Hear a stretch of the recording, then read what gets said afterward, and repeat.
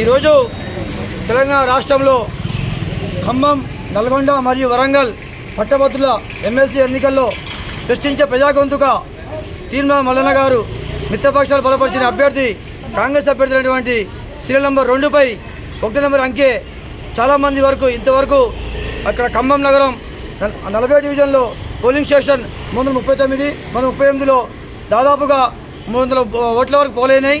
దాంట్లో 250 వరకు తిరుమలకి వచ్చే అవకాశం ఉంది.